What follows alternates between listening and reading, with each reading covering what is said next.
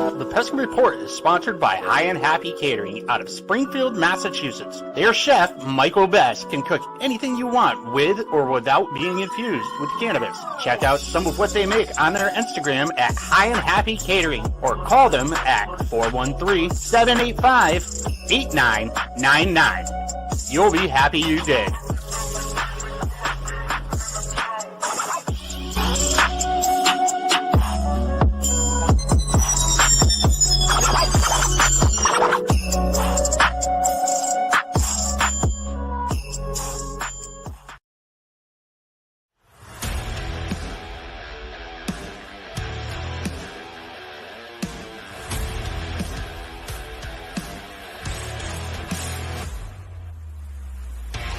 Welcome to the Pesky Report, a podcast for Red Sox fans.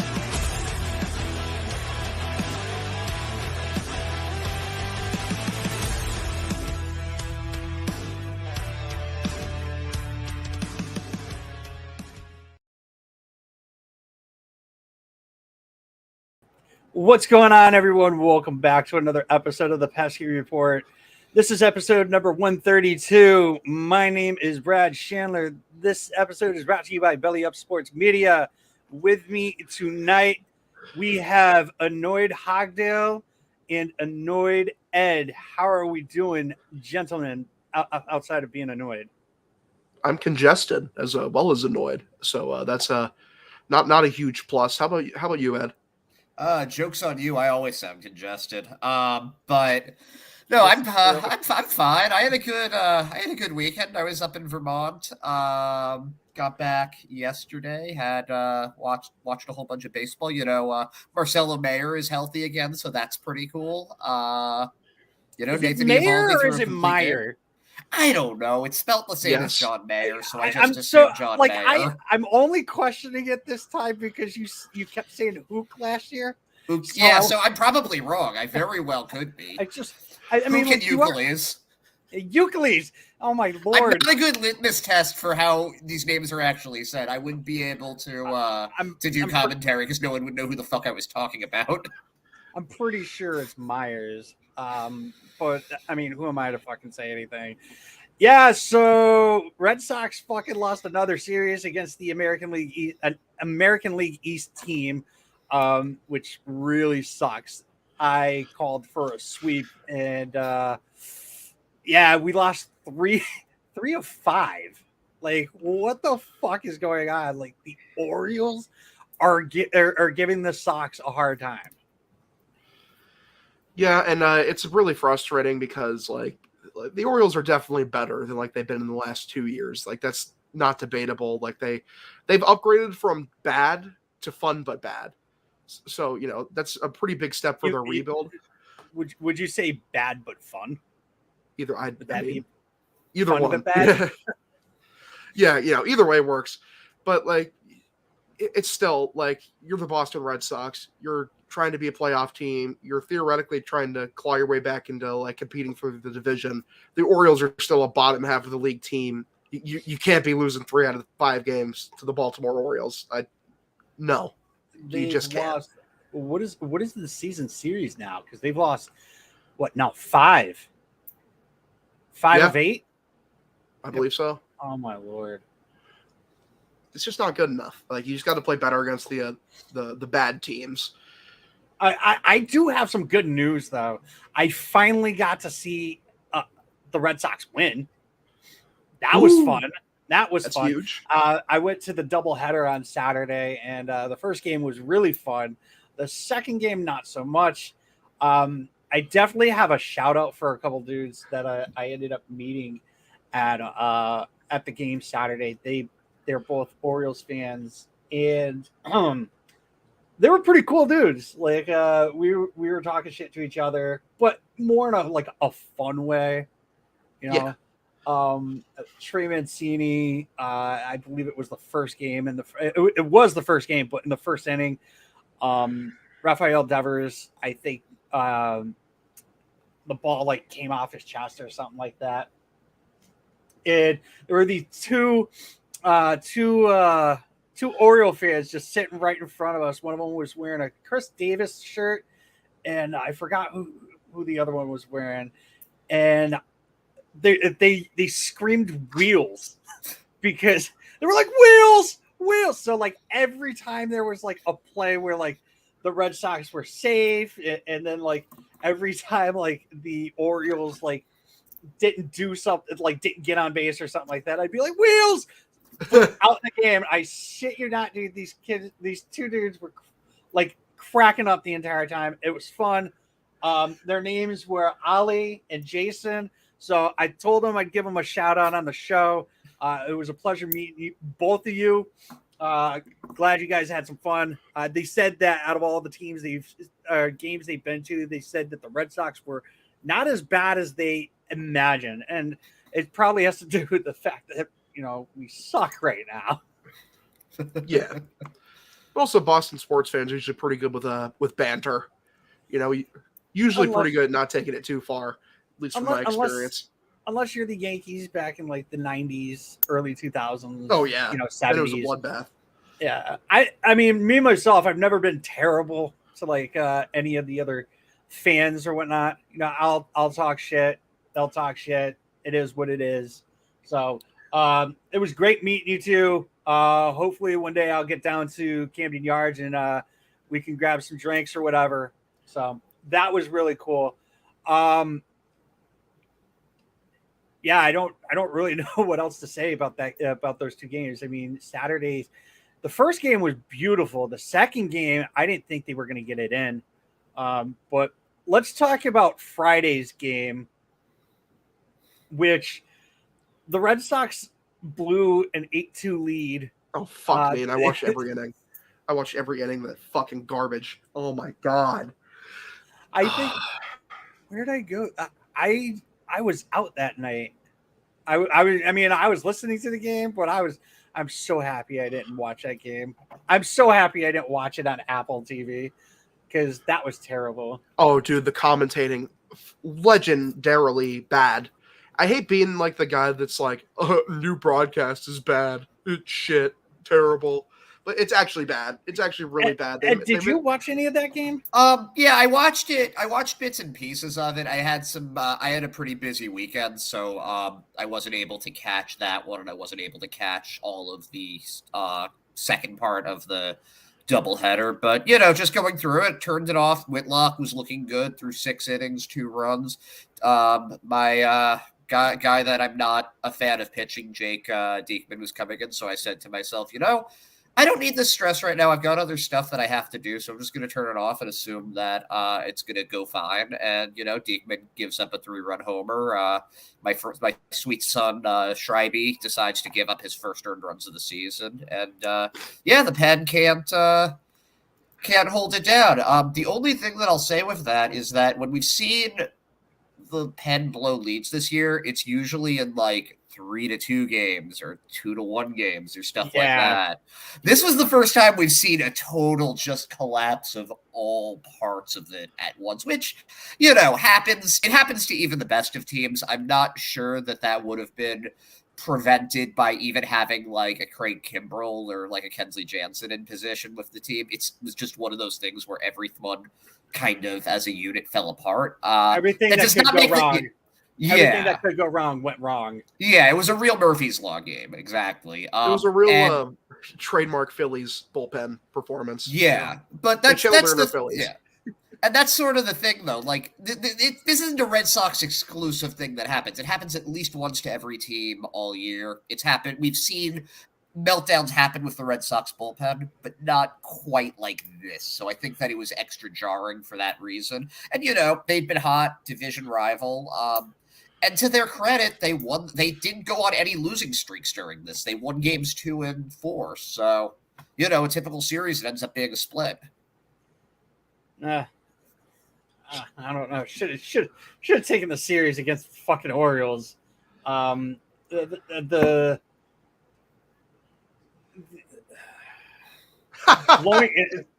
honestly don't know what to say. It's like you blew a fucking 8-2 lead. You gave up 10 runs from the 7th inning on. And that's like, I think that part was probably like the part that pissed me off the most. I mean, like, you gave up 4 fucking runs in the last inning. Like, come on. Yep. They couldn't even keep it a game. They couldn't even keep it a game. Nope. They shouldn't have had to. Yeah. I mean, for fuck's sake, Whitlock pitched 6 fucking innings. Yep. Just absolute waste of like just a great performance from him. I mean, one of the better. He gave up 2 fucking runs in 6 innings. These guys gave up 10 and fucking 3. Should have just left him out there. If you're gonna fucking lose, let him lose. I mean, Jesus fucking Christ, man. Yeah. I mean, the next day we get a fucking complete game by Eovaldi, his first of his career. And it's like, why couldn't we just let fucking Whitlock? Oh my god, poor dude. Yeah. Have you noticed that every game he pitches badly in, the Red Sox manage to win, and then every game that he gets that he does well in, they end up not winning it? It's kind of fascinating. Yeah. I think there's been one game where he pitched really good and they won. I'm not 100% sure on that one, but it's still it's fascinating and like the most disrespectful way possible. Yeah, it's like, hey kid, you did good. We're gonna fuck it up. Yeah. Here's Matt Barnes. Yeah, no, it's like the at least you tried from The Simpsons. Yes, exactly. God, one of the reasons I love Whitlock is I love that he's just every pitch, like he throws in, he's ready to go immediately after. I wish he'd get some more confidence, some more dog in him, where I want him to just be screaming at dudes to get the fuck in the box, because it would just be really fun. I don't want him anywhere near Brazier. Like, I don't want him doing anything like Brazier does. I don't care if it's get the fuck in the box or not. I don't know want him. When Whitlock's in proximity to the worst relievers on the Red Sox, he actually becomes better.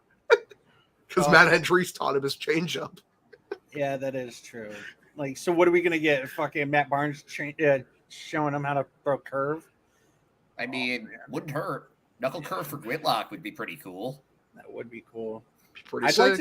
I'd like to see like fucking Chris Sale show him how to throw a slider. Oh hell yeah! I like that this is like Hogdale. Like this is like some anime series where Whitlock's gonna like get everybody's special technique or something. Yes, exactly. How the strongest fighter. How fucking perfect would that be? Andrews' changeup, Matt Barnes' fucking curveball, Chris Sale's slider, and then like he takes a little bit of power away from each one of them too. He's like, "This is no longer your number one pitch. It's gonna be mine. Oh, mine!" He gets like Solomon's like 93-mile-an-hour splitter. Yeah, I took his talent. He's gonna grab Rich Hill's fucking like his drop down curveball. He's gonna be like, I'm gonna take this fucking sidearm curveball and make the Matt Barnes knuckle curve be the thing of the fucking beauty of the future. And yeah, fuck, I'd love it. Fucking clone like 10 of him. We're fine. Was that the last series like where Rich Hill gave up like the most meatballiest meatball of a curveball I've ever seen? Was that the last? He gave up some fucking pretty meatball hits tonight. It was the one where he did his sidearm curve, but it completely hung up over the plate. It looked like it was like a slow pitch softball, like fucking. You know what was weird? His velocity, he was hitting 90 on his fastball, so at least I don't think it's like a health thing, which is good. It's just like stuff just isn't there. If you're throwing that many pitches in the 60s, low 70s, and there's anything off with them, they're gonna hit it really far, and that's what's been happening. It's a bummer to see our boy Dick Mountain struggle. Yeah, it really is. He was not good at all tonight from the first pitch on. Fucking what was it? I don't know what that was. Was that on you, Ed? No, I don't know what that was. See, my phone isn't even on the table. The fuck was that vibration? Yeah, it's not on mine either. I think it was a car. Jesus. Sounded like before a car. I'm getting Whatever. carjacked, I didn't even realize it. No, whatever.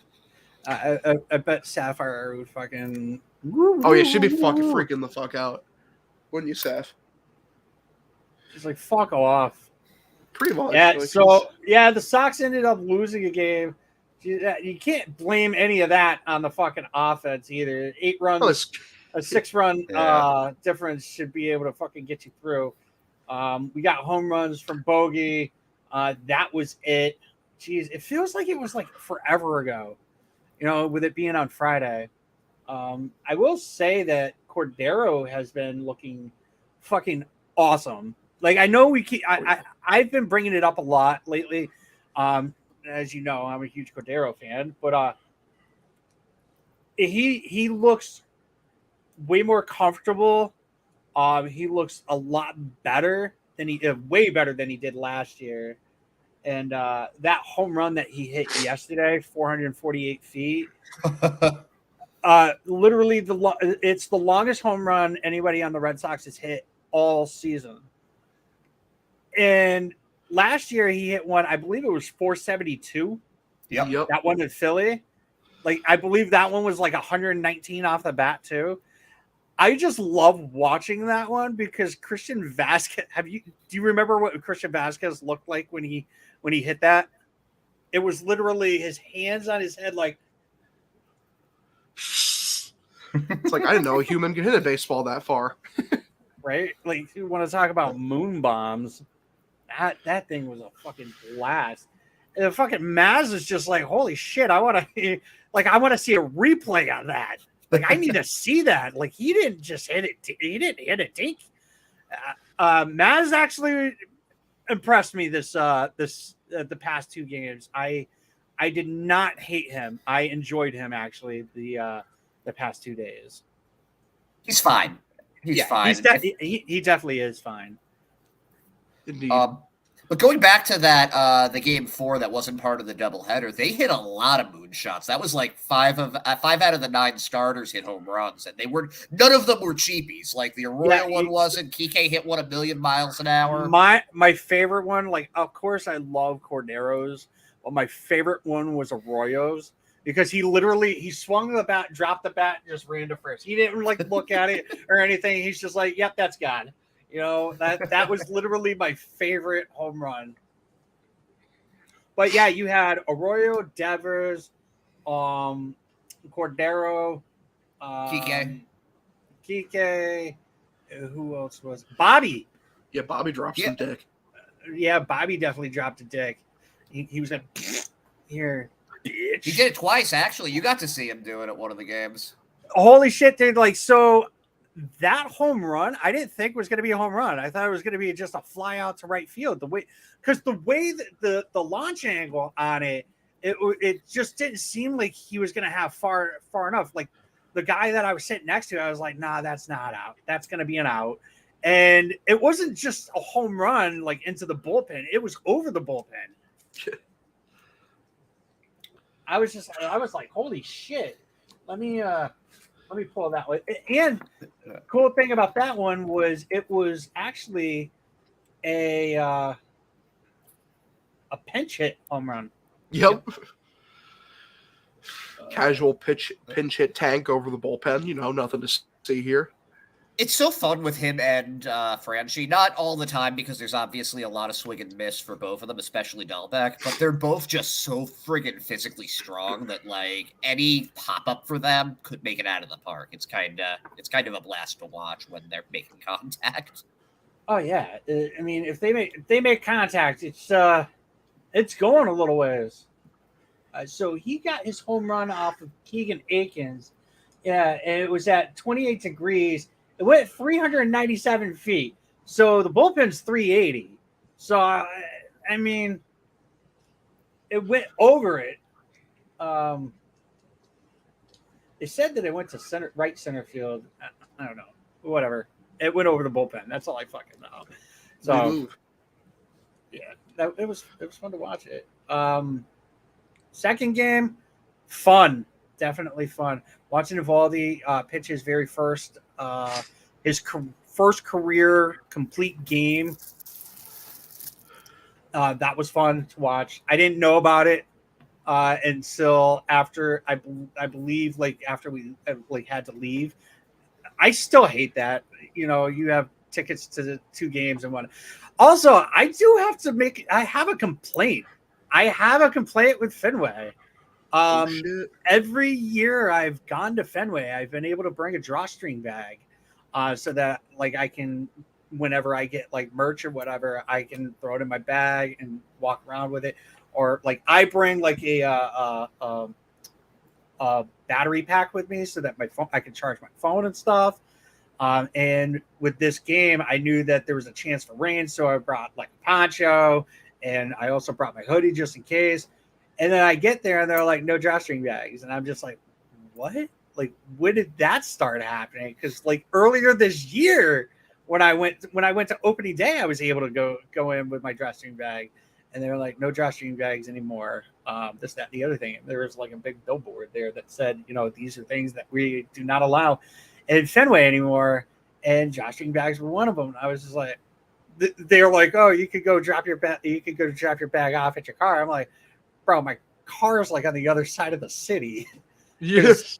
I there's a parking lot or a parking garage that I go to that charges $10, and I'm like, I rather pay $10 and walk like a couple miles than having to pay like $40 and like be stuck in traffic, you know. So like, there's no way I can do that. And they're like, "Oh, there's lockers over here," and I was like, "Fuck me, I guess I gotta go drop my bag off in a locker." So lo and behold, first game, perfect, whatever. I'm walking around with this freaking huge battery pack for my phone. And then game 1 ends. So I'm like, whatever. I go over to the House of Blues and grab something to eat. And as I'm eating, it starts fucking downpouring. Ugh. You know what would have been great? My fucking poncho.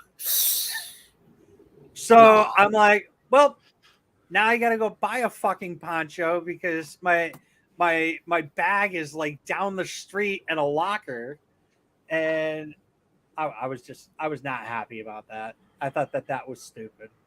But I guess you'll just buy a purse, bro. You can't stop me from bringing a purse. I'm gonna bring a fanny pack, see if they say anything. I dig it. I dig it. That's how Big Poncho's making all of their money, though. You know, someone's got to stand up to Big Poncho. You know, in all honesty, like if I would have walked maybe about if I was able to walk like 5 minutes in the rain, I probably would have been able to go get my poncho. But I was just like, nah, I'll just go to the souvenir store and grab like and it's not like the ponchos are cheap either. They're fucking $10. I'm like, I bought my ponchos for $1.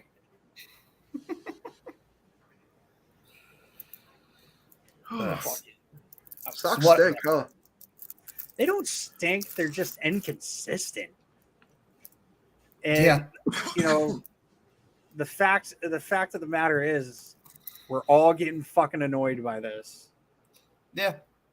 I'm getting, I'll tell you what I'm getting annoyed about, and it was the when I put in annoyed Ed under for my name today. It wasn't because they lost the series. It was because you have a lot of people that are kind of like running around like chickens with their heads cut off, trying to blame the issues on just a myriad of different things. And it's just kind of frustrating because we've seen the team play really, really badly. And we've also seen the team play really, really well. And at some point, that's going to balance out, and we're going to see what this team really is. We're at Memorial Day, and they're 3 games under 500. They're 4 games out of a playoff spot. That's, considering where they were at the end of April, it could be a lot worse than that. So I want to see how June plays out before I get too down on the hitting coach or the GM or any of that stuff. I know I say like Memorial Day is when you really know if they're out of it, but 3 games under 500, extra playoff spot. There's still we've got 70% of our games left to play. We're 49 games in. It's still a lot of time. Yeah, they're very not out of it. There's still plenty in it. So I've heard. So I don't mean to change the subject. I heard a lot about this fucking robbery, home run What? robbery by Eli White. Here, let me see. What about it? So it's like an actual robbery. I'm Like, watching what the it. fuck happened?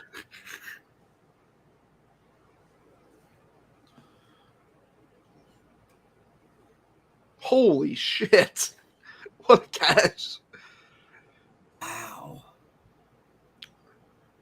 Let's Yeah, try that Wait, again. there we go. Okay, so that's. Oh, I like Cho. Choi. Oh my god! Jesus Christ, dude! And he That's just lands wild. on his feet like that too. Wow. If I'm the hitter, I'm so mad. Holy Wow. fuck! It's like, Yeah. Like I've heard a lot about that today, and I was just like, I just pulled up something. I just pulled up MLB.com and I saw that, and I was like, oh, I gotta pull this up and try and watch this. Like, holy shit, dude, that was a robbery. indeed. Robbery and a half. Oh, Yeah. Yeah. oh man. Also, hey, another cool thing. I got to actually meet Rob Bradford for the first time. He looks a lot different in person, in my opinion. Does he? Yeah, he seems taller and lankier. You know, like not not. I don't know if lanky would be like the appropriate way to describe him. It's like I just didn't think he was that tiny of a person. Like I didn't think he was so. He's skinny. He's a lot skinnier than I thought he was.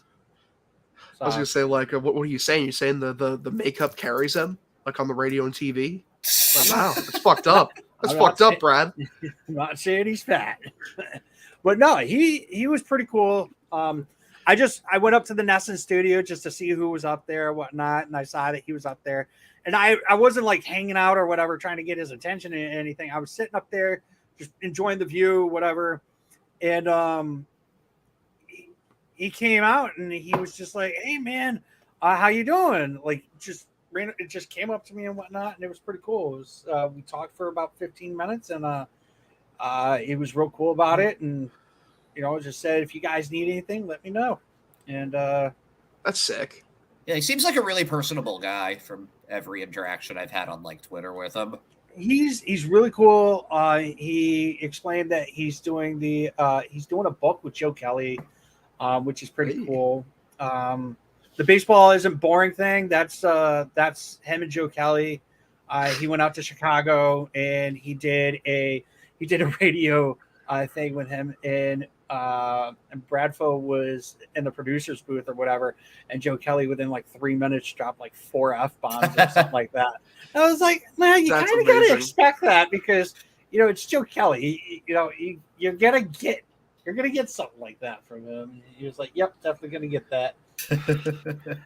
Like, you think Joe Kelly talks like a normal person? This is the same guy who fucking, like, completely, I don't even know what the word is, completely showed up Carlos Correa, like, in that, when he was with the Dodgers.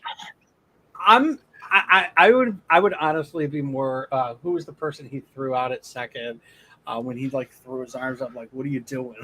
Was it Aaron Hicks? Yeah. It was a Might have been. That was funny. I always remember that nice swing, bitch. Fucking Correa. It's so good. And then went on to win the World Series. Fucking legend. I love Joe Kelly. Who doesn't love Joe Kelly?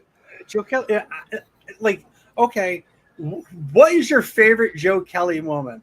Is it the Carlos Correa interaction? Is it the fact that he was like, "What the hell are you doing?" to the Yankee guy trying to steal from second, or was it when he Joe Kelly Fight Club?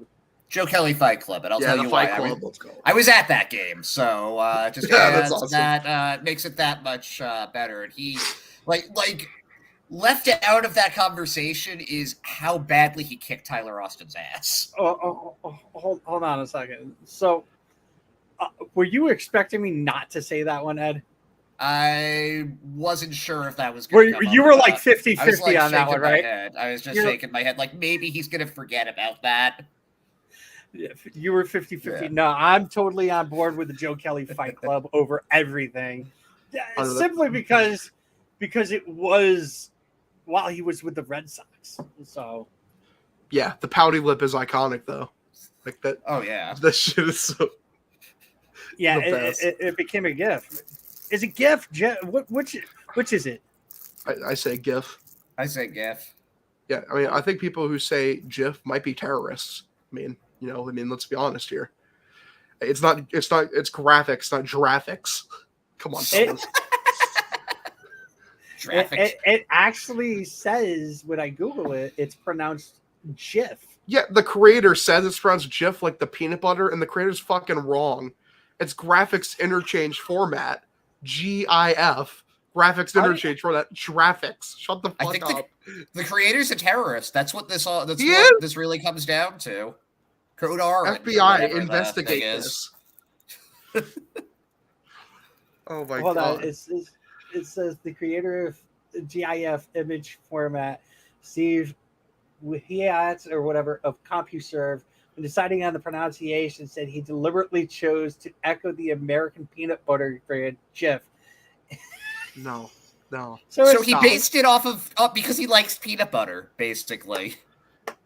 And CompuServe employees would often say, "Choosy developers choose."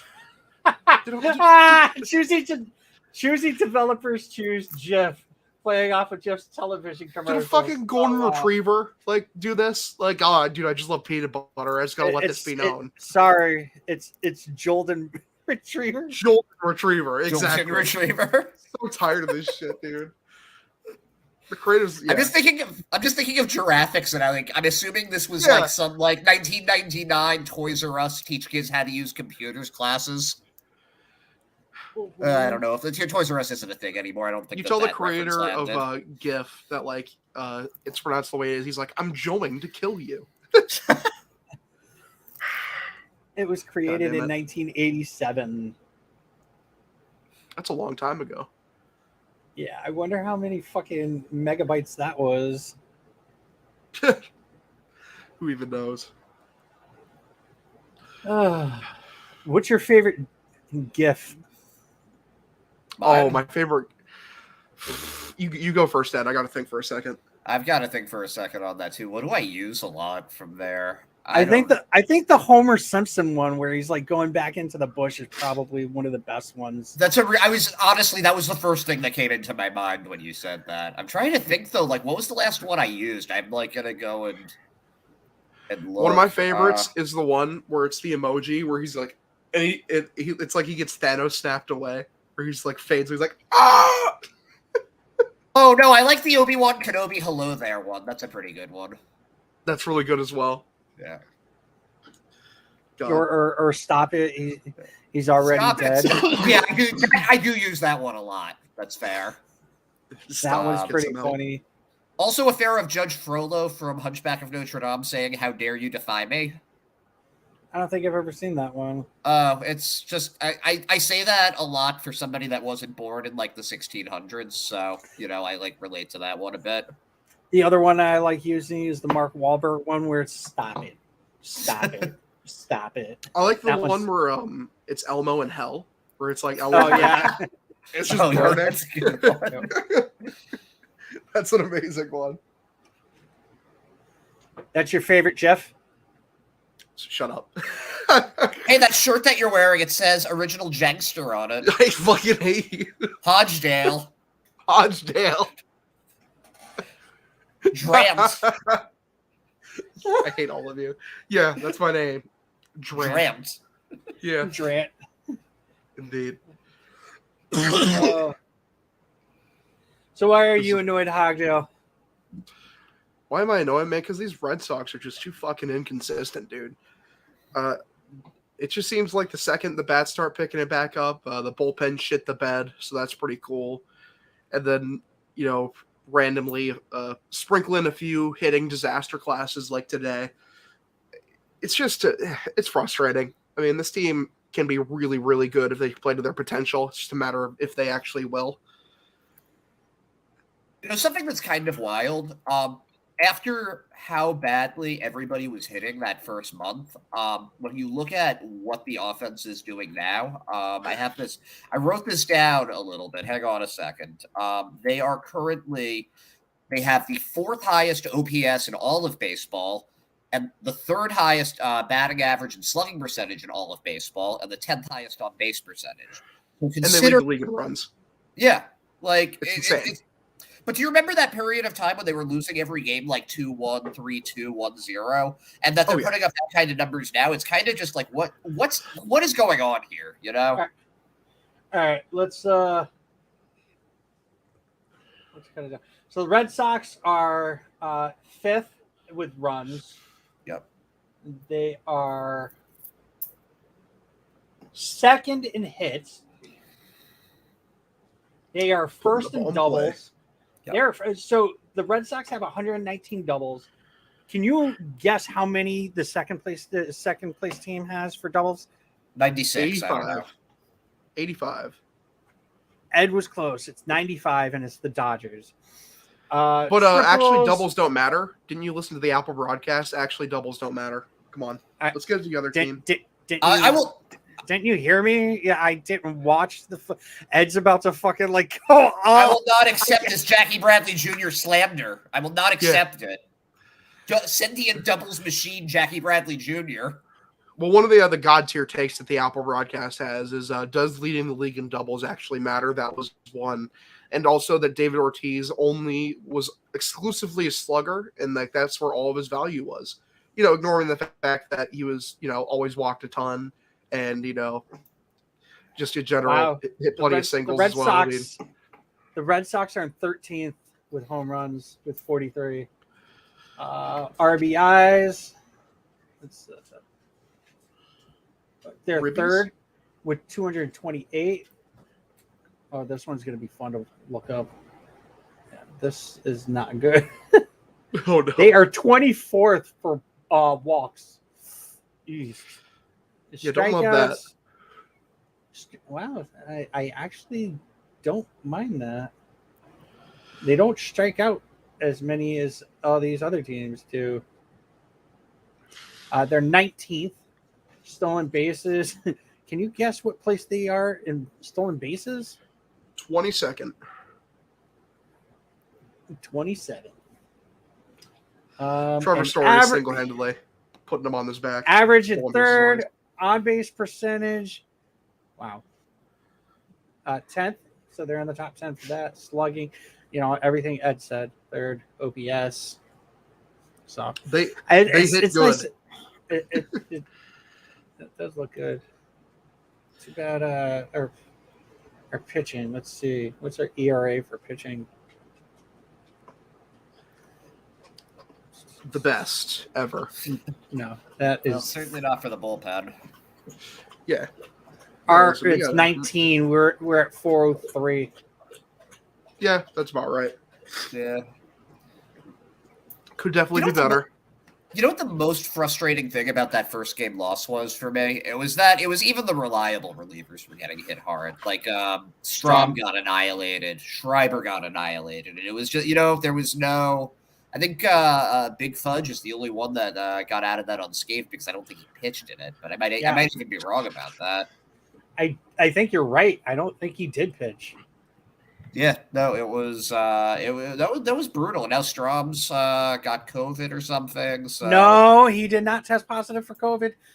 He has symptoms, so he's on the COVID.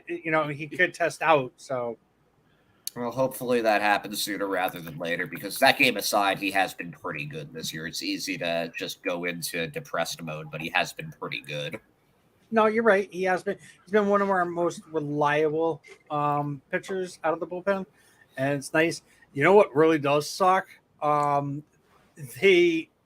optioned Sawamura, which I was talking to. I think it was Boston Strong. They don't normally option players that come over from Japan. Because it's typically in their contract, Yeah. They're up for they're there for a reason. Yeah. So seeing him get optioned was that was kind of a surprise to me. especially when Ryan Brazier and Matt Barnes are both on the team. Well, Ryan Brazier was optioned as well. And then they brought him back. Yeah, they did. Yeah, he had 2 appearances at AAA.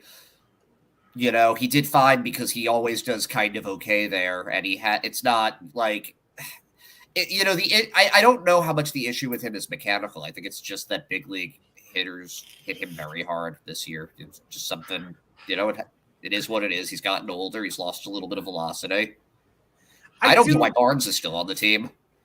I do think that Brazier's situation might stem back to him getting hit in the head last year. I think that has something to do with it. I mean, he's leaving a lot of balls right down the middle. Like you said, there's no reason why Matt Barnes is still on this team. We were talking about it in the last episode with Doink and Brady. I honestly Brady said something negative about Matt Barnes. Brady talked shit about Matt Barnes. All 3 of us were. I like that the only explanation for Ryan Brazier's terrible performance is he's clearly has brain damage. He's just terrible. I do feel like the effect of the ball hitting him in the head might what is it PTSD, so like he's trying to like keep away from from that type of situation. It's kind of the same thing that happens when someone gets clocked in the head with a fastball. That shit scares the shit out of you for forever. Like, imagine if Stanton got hit in the face again. Like he's the reason why they have those fucking ear flaps now. Bryce Harper during his MVP season, he like broke down talking about coming back after getting hit in the head and how like hard it was for him to readjust. Yeah, it sucks, dude. Like I could not imagine getting hit by a fucking 90-something mile per hour fastball. It's definitely not good for your head to be hit in the head with a 90-something mile per hour fastball. Nope. No, it's not. Go ahead, Ed. The one thing that the one question I have with that is, didn't he pitch pretty well after he came back from that? I remember the stretch run in September when he was throwing like 4 games in a row. He pitched okay in September. I still feel like there's still something there. I think, I mean, yeah. I mean, I hope so. He's done good things for them before. No one will ever not appreciate 2018 and what he did that year. What he did to Sanchez, before getting taken deep. Well, he was still one of their better pitchers that year. Oh, they're showing that catch again. They're showing. Oh wow, it's really good. You got Nesson on too. Yeah, you're watching it on Nesson. Yep. Yeah, that shit was fucking crazy, dude. Yeah, I liked Brazier in 18. I didn't hate him in 19. I still don't actually hate him. I want him to do better. Barnes, on the other hand, is just like, what the fuck, dude? Like, I really feel like the other night I should have pulled Heim to the side and been like, hey, dude, gotta talk to you. Can we do something about Barnes? Can you just eat that contract? Like, just do that for us. Everybody in the world would love you for that. Here's the thing that I'm wondering with Barnes. They keep talking about all this work that's going on behind the scenes with him. And I just want to know what the heck, like, could they go into a little more detail with that? Like, what is this work that they're putting into it? What's going on in the lab? Yeah, like I just some kind of update. What are they trying to fix for it? Is it like, can they not talk about it because he's like tipping his pitches, or it's something with deception, or like what is it? What are they working on? Obviously, all I'm saying is nothing.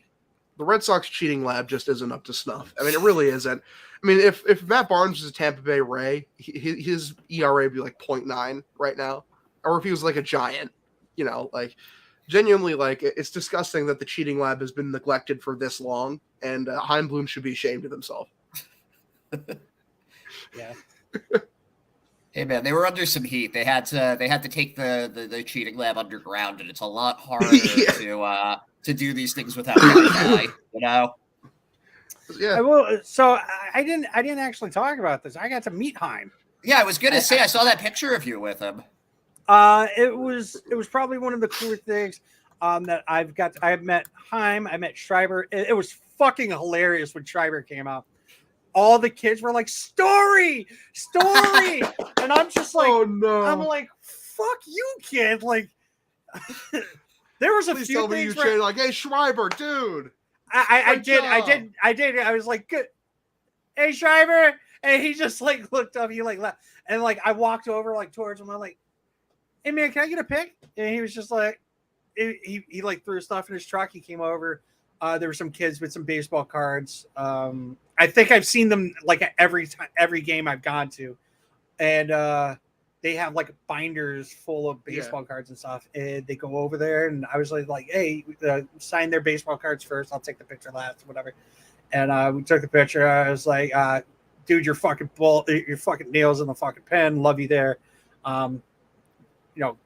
Good year so far. And then Bloom comes out. This one was fucking hilarious. Like, this story was fucking hilarious. There is this one fucking guy. He goes, oh yeah, this is Cham Bloom. He's the owner of the Red Sox. And I just like looked at him. I like looked at him. I was like, what? I was like, he is not the owner. He was like, I go, he's the president of I go, he's the president of baseball operations, like me being the guy that has to correct everybody who's fucking wrong, right? And Jesus Christ. He was like, oh, okay, whatever. And then he was like, he's the one that signed JD Martinez. I'm like, what? Like, what the fuck are you talking about? Like, stop fucking lying. Like, I started raising my voice a little bit. And he was like, listen here, buddy. I'm just trying to make my girlfriend feel better. I'm like, is that what you do? You just lie to your girlfriend to make her feel better? And he was damn, fucking come at this man's whole existence, Brad. Jesus. Like, what? Dude, there's other people that were around that I'm just like, don't fucking lie. You're just lying. Yeah. That's exactly what he was doing. He was like, I'm just trying to make my girlfriend feel better. And I'm like, bro, if this is how you make your girlfriend feel better, she needs somebody better. Like, all you're doing is lying to her. And like, he like raised his voice. And I'm like, all right, dude, keep lying to your girlfriend just to make her feel like better. He signed JD Martinez. Like, you're like, Dave? Where's Dave at? Dave, you're hiding? And there was two other things that I fucking like laughed at. One of them wasn't a laughing point, but so obviously I went to the game that was the doubleheader, and there was some lady outside. All these kids are out there, and every time I go there, I don't normally see the players coming up and like giving photographs and autographs and whatever. There's this lady. She was real. Let's name her Karen. Because she goes up to Heim Bloom and she's like, you should tell your players they should come out and sign autographs for these kids. And he looks at her and he was like, man, they're probably really, really tired and trying to get home. They just played a doubleheader, and they're usually there like pretty early when it's a double, like especially when it's like a 1 o'clock game. They're usually there like 7, 8 o'clock in the morning.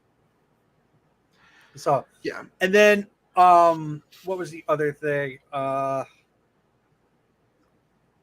got to talk to Bloom, and some lady came over and talked to him and was like, don't trade Xander. And he just looks over and he goes, don't believe everything you hear. Oh, Brad, you just made my night.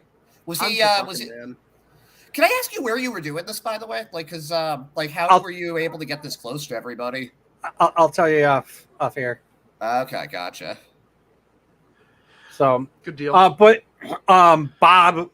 Bob ended up giving some little girl like his batting gloves. Aww. And that was cool. That was before like he scurried off. People were yelling for Franchy though. People were yelling for Franchy.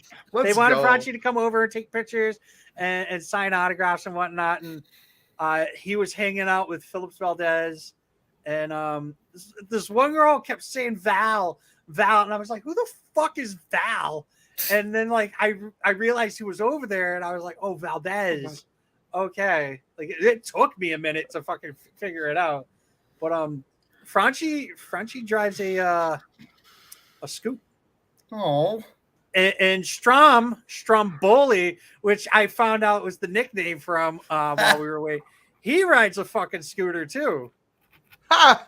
that's I Legends. can't imagine Franchy on a scooter. He's like so big. It's like imagining it's like imagining a grown man riding a tricycle. You know? Yeah, it was kind of funny. So, do you gentlemen have anything else that you'd like to discuss or talk about? Actually, yeah, I've got a couple of questions for you guys. Because there's one thing that we didn't talk about, and that's the major league debut of Josh Winckowski. That is true. You are correct. We did not mention Josh Winckowski, and I am sorry about that. So I actually originally was going to go to just that game on Saturday because I wanted to see Josh Winckowski make his debut. And it took me up until like the morning of the doubleheader to be like, I'm going to go to both games. Fuck it, you know? And I'm glad I did because I got to see Nate throw a complete game. Yeah. It was cool seeing Winckowski. Unfortunately, he didn't last. I think he was, 2 or 3 innings? Yeah, I think he got through the first 2, and then he gave up like a 3-run homer or something like that. I think it was to Oder. Yeah. Oof. But what was your impression of seeing him pitch live? Because it's so different when you're there versus like on the TV. So it's kind of hard to have an impression because where I was sitting, I was over next to the pesky pole.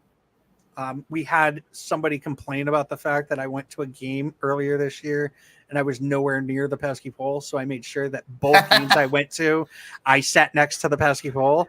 Thank you, whoever you are. Yeah. But it wasn't all that bad. It was fun because it was his debut. But it wasn't. I wasn't discouraged because I've seen him pitch. I believe I saw him pitch for Portland, and I'm not upset with what happened. It's bound to happen. You're going to have a bad start.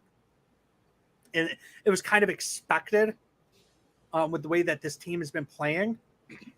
So, but just being able to be there for someone's debut, I mean, like, that's another thing I can check off my bucket list this year. And I've luckily have been able to check off multiple things this year.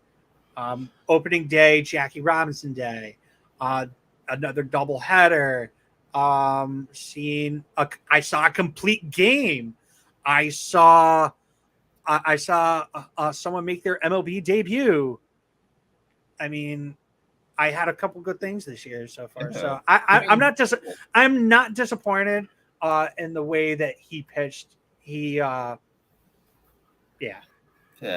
I got really good setup man reliever vibes from him. I don't know if his stuff is strong enough to last as a starter, but I really like he can dial that fastball up to 99 when when he really pulls back with it. He was doing that in the Arizona Fall League.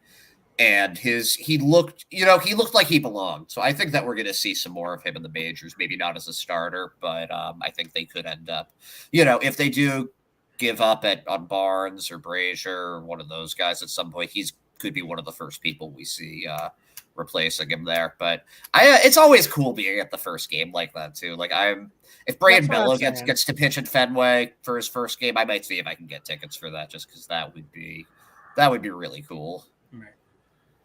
I'd be happy to see Winckowski go into the pen because this team desperately needs back end bullpen relievers, just so desperately.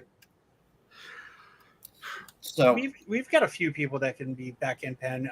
We also had what's his name, Walters. He ended up getting promoted to AAA. It seems like all the guys that we want to see are actually getting promoted to AAA, and it seems like that's the next step before they're going to end up making their MLB debut, which it hasn't always been that way. It sometimes it's been, hey, AA, then skip, but it seems like we're doing the right thing by making these guys go up to AAA. And face a little bit better hitting. Yeah. And I really want to see psychotic Brandon Walters. Yeah, there are right now guys who have gotten called up from AA to AAA. They've been all pitchers. So we've seen Brayan Bellows now made 3 starts there, and he's looked pretty good at all of them. Isn't he averaging like 7 strikeouts a game? Yeah, he struck out 10 in the first 2 games, and then he struck out 6 in this game. I think it was yesterday. But we've seen him. AJ Politi, a reliever, got called up there. Frank German's been called up, and he's had 3 appearances, hasn't allowed a run yet. And now, Walter's the next one, and we could be, depending on how things go there, we could see Chris Murphy move up or Chase Sugart. I just want to say one thing. Friend of the pod, Lenny DiNardo, looks fucking handsome as shit. But I will say this: I'm really disappointed in the fact that he went to yesterday and today's game, and he was on the air for those 2 games, and he wasn't at any of the games on Saturday. Oh, that's very disappointed in that's that. Disappointing. But very handsome. You know who? Actually, if we're talking about friends of the show, I give you an update on how our three guys are doing statistically, and some of them are actually performing. Let's what is going on with Brian Van Bell? We haven't mentioned him. So Brian Van Bell had just not a good start to the season. That's being kindly of it. He was just kind of giving up a lot of runs, pitching a decent amount of innings, but giving up a lot of runs. But in the last month, especially his last few starts, he's been a lot better. He actually he ended up losing out on the pitcher of the week for Sox prospects to Walter, but he was one of our 4 finalists for it. Let me just get the numbers up because he had a very good week this week. It was. Here we go. He pitched 10 innings, gave up 1 earned run, struck out 8, ERA 0.90, walked 1. So he's starting to get his stuff together. They're using him as a bulk reliever more recently. So somebody like Sugart, what's his name? Brendan Salucci will pitch the first 2 innings. Van Bell's pitched anywhere from 5 to 7 innings, so he's looked better. Nice. And Sogart's hitting. He's hitting like 290, 380 on base percentage. Cole Cottom's got 9 doubles, hitting about 265. So, if you go on the show, good things will happen to you eventually. That's all I'm saying. True. All right, gents. Anything else? Your mother. My mom's dead. That's not nice. Hogdale's mother. Woo! Thanks for watching. Make sure to follow us on Instagram, Twitter, and Facebook at Pesky Report. Make sure to like, subscribe, and leave a review. Thank you for listening to this Belly Up Sports Podcast Network product. Some said we go belly up, so we made it our name, and we're still here.